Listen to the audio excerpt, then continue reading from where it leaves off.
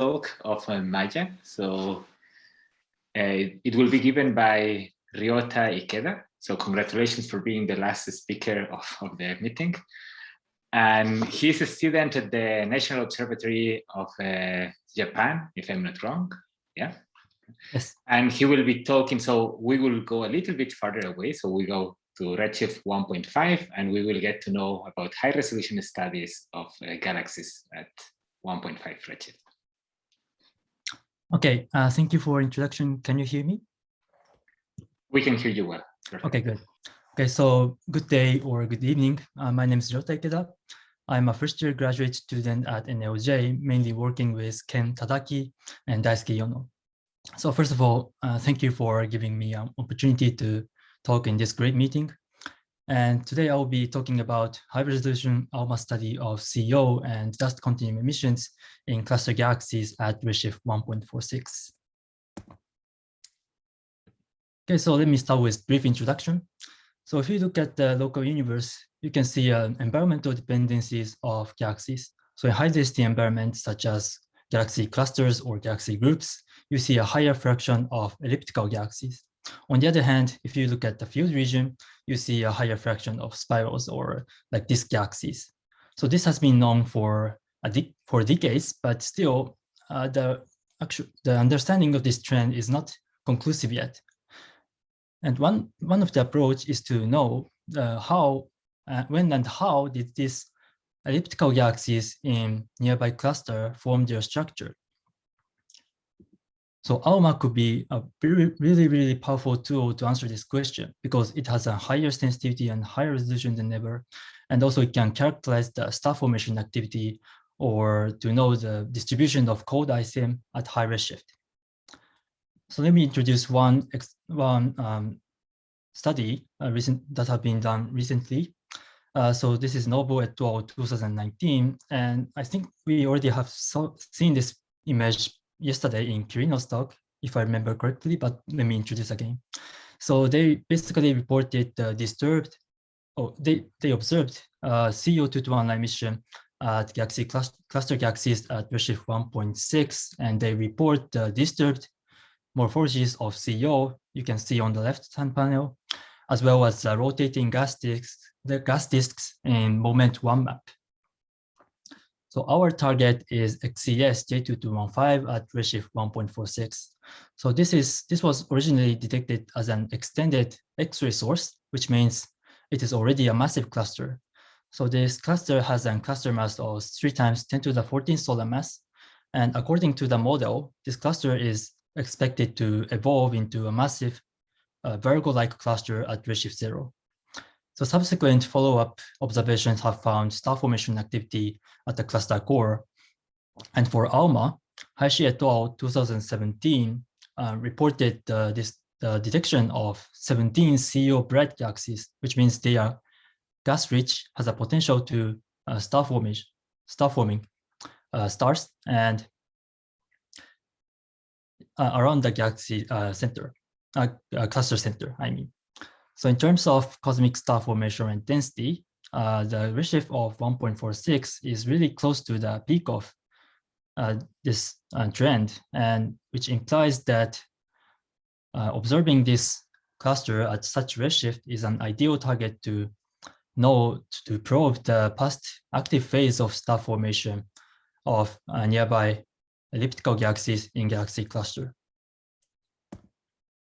So here I briefly summarize our ALMA observations.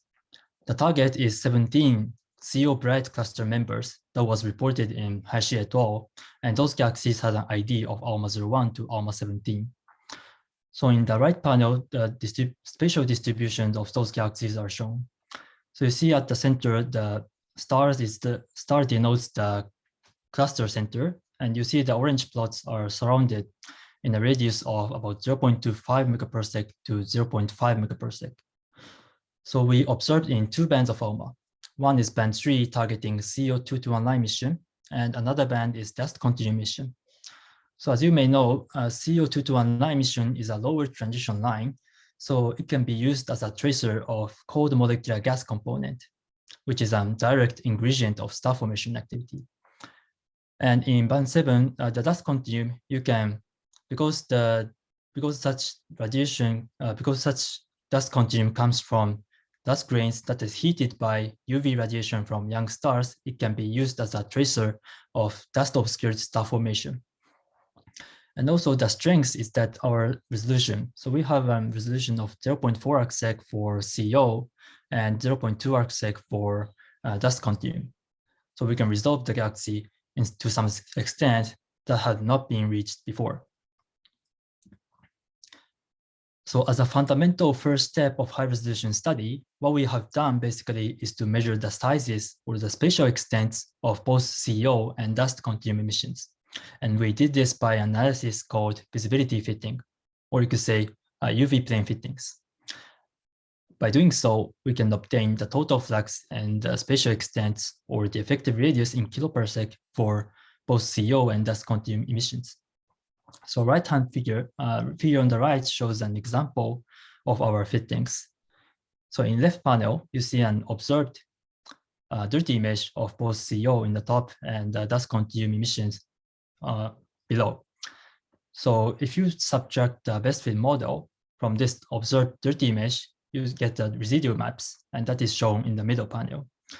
So you see in residual maps, you see an emission less than 3 sigma, which indicate that most of the emissions are subtracted by our best fit model. As a consequence, we have successfully measured for both radii, dust and CO221 radii for 9 ALMA targets out of 17 CO bright galaxies. And for the rest of 8 cluster galaxies, the fittings were unsuccessful. And we think that this is probably due to the lower sound to noise ratio of those galaxies. Okay, we also conducted the imaging of those 9 size measure galaxies. And here I show the contours of both CO on the left and dust continuum contours on the right. So because we are looking at the high density environment, we expect a higher merger rate of those galaxies. And in fact, we found 5 of them out of 9 are actually in the stage of mergers. So for example, ALMA01, you see galaxies detected in HST mesh. And we also know that this is bright in O2 emission line. So it is spectroscopically confirmed, and we know that those galaxies are in close pairs. Also, ALMA06, you clearly see an HST image as well as CO221 emission. However, this CO emission is not exactly the same as is not detected exactly the same frequency as the main component. So it is slightly different. It was detected in slightly different frequency. So we know that those galaxies are interacting each other. Okay, so let's move on to the main results. So first, we compared the dust radii and the CO radii. The orange plots are the cluster galaxies we study here, and other plots are taken from the literature. You can see that almost all of the galaxies has an extended CO emission, and in other words, you can say that the dust component is more compact. Okay, so the average radius are shown here, and the size ratio, average size ratio of our cluster galaxies is about 2.8. And according to the classification that we have made about mergers, we do not find any difference between early stage mergers and non-mergers in terms of the spatial extent of those emissions. Okay, so the second result is about Kenikad-Schmidt relation. So because this is a resolved study and we know the best fit model of both emissions, we can separate one single galaxy into 2 separate regions. In this study, we define the central region as an area within the circular radius of dust emission, and another region we define the extended region as an annulus from the radius of dust component to the radius of CO component. And if we calculate the fraction of the emission within each region and then divide by the area, you will get the surface densities of SFR or molecular gas mass. And if we compare these 2 quantities, that is what we call Kenikad-Schmidt relation. So the results is shown on the right figure. And we find that the central region tend to have enhanced star formation efficiency compared to the extended region. In other words, you could say the central region have shorter gas depletion timescale compared to the extended region. So as a value, the central region have a gas depletion timescale in the range of 0.1 giga-year to about 1 giga-year, whereas the extended region have gas depletion timescale more than a giga-year. Okay, so this is the final topic that I would like to talk today. It is about stellar mass size distribution. So here the figure shows the effective radius as a function of stellar mass. And here I show the 17 CEO bright cluster galaxies by showing 3 types of different radius at the same time. So the blue plots are the HST radius or optical radius, and CEO221 radius is shown in green triangles, and the dust radii are shown in diamonds. So first, we clearly see that the dust component is the most compact component, and then comes the CEO, and the most extended is optical wavelengths. And also, interestingly, we see that while the CEO and optical sizes are almost constant as a function of stellar mass, we see a clear positive trend of dust component along the stellar mass. So the red dashed line, this is optical sizes of passive members in the same cluster. So I took this from literature, Chang et al. 2018, and we see an agreement between the dust radius of CO emitters and the optical sizes of passive members. So we interpret this as a transition from star-forming members to the passive members. So basically, the CO bright galaxies are not only gas-rich, but also they are star-forming because they are bright in dust continuum. And what we have found is that inside the extended gas reservoir, you see a compact star formation activity at the center. And as I said, we calculate the gas depletion timescale of the central region, which is about 0.1 to 1 giga-year. After this timescale have passed, those galaxies, we expect that those galaxies will turn into the passive galaxies. And as a consequence of compact star formation activity, there will be a stellar bulge, the dense stellar component at the center. So that is why we see a consistency between the compact star formation activity, the tracer of the dust and traced by dust, and optical sizes of the passive members. Okay, so as a future plan, we are planning to extend our results, our observation to field galaxies to know whether our result is unique to only cluster galaxies. But yeah, I know that this is very challenging because targeting field galaxies, you need to put for one single galaxy, you need to set one field of view. So yeah, it is observationally expensive, but we are planning to try this. So if you are interested in it, please feel free to contact me. And yeah, here's the summary slide. Yeah, the content I talked today is already submitted to APJ, so please stay tuned. And last but not least, I would like to make a comment on Crystal, which is an ALMA large program in Cycle 8. The PI is Rodrigo Herrera Camus in Chile. And yeah, the observation is still underway, but we already have a nice logo here. Crystal seeks to resolve the ISM in star-forming galaxies with ALMA, and we already have a web page, so please visit if you are interested in it. And I hope if I can report the new results related to Crystal in next year's MAYA. Okay, thank you for listening. Thank you a lot. So I think having a logo is the most important thing for a large project to start with. And I think we will be happy so next year to have some information on this new project. So you will be very welcome to join. Thank you. I don't know if there are some questions on the chat. Not Otherwise, yet on the chat. Go ahead Okay. with yours in case I have one. Perfect. I have one. So I have two indeed. So the first one is when you were showing this merger candidates that I think you identified 5 or 9, I don't remember.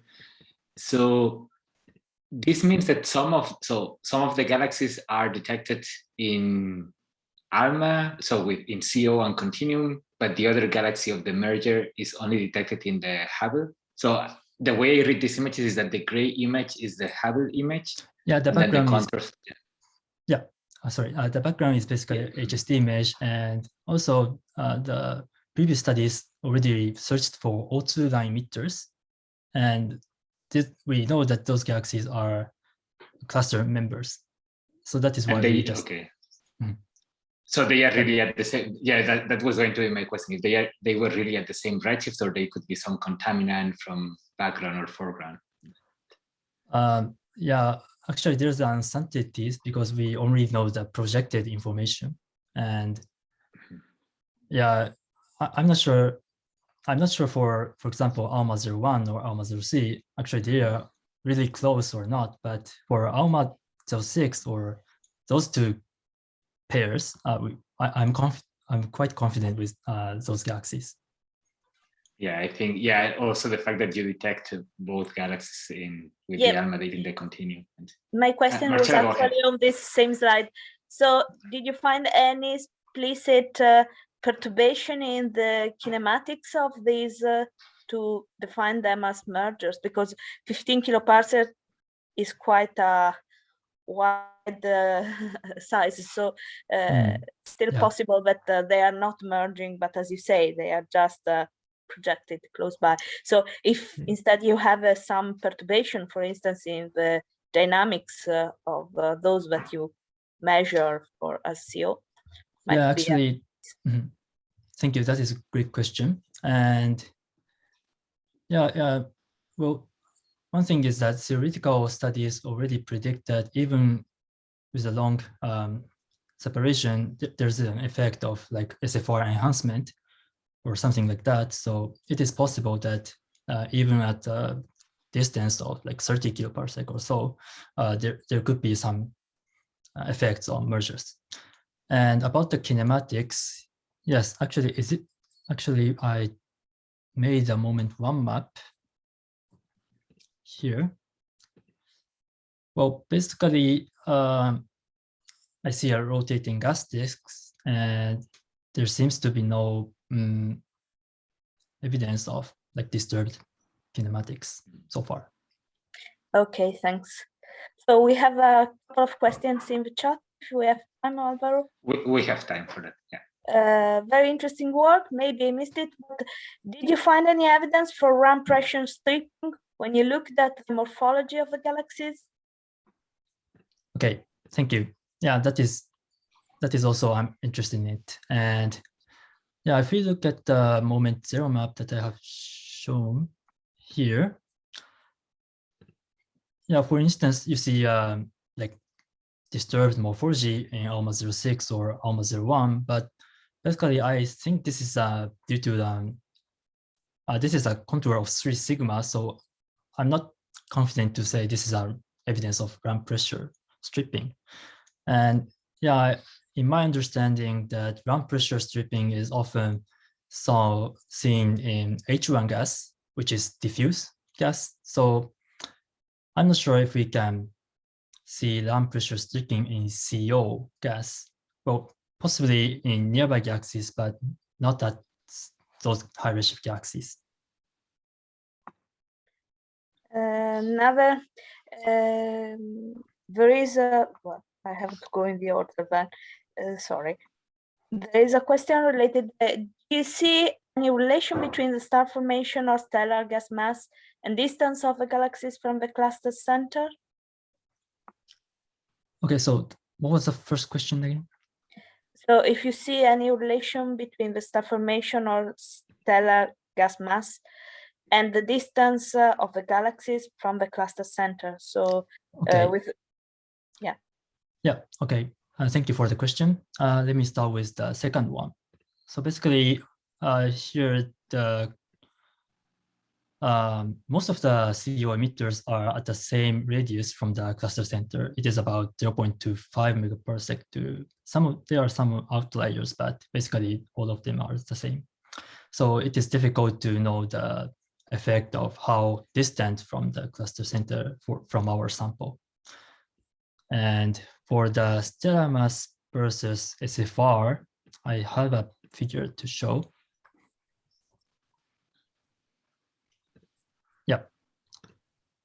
So left figure shows the stellar mass versus SFR, and basically 15, well, more than half of the galaxies are on the main sequence, star-forming main sequence galaxies. Yeah, I think this answers also to the last question. It is the same, but related to the dust mass. So, yeah. Dust mass. Perfect. Yeah, so we will post the questions also in the Slack channel. This way, if there are more questions, I invite people to write them there, and then Ryota can answer all of them. Thanks again for the talk, and I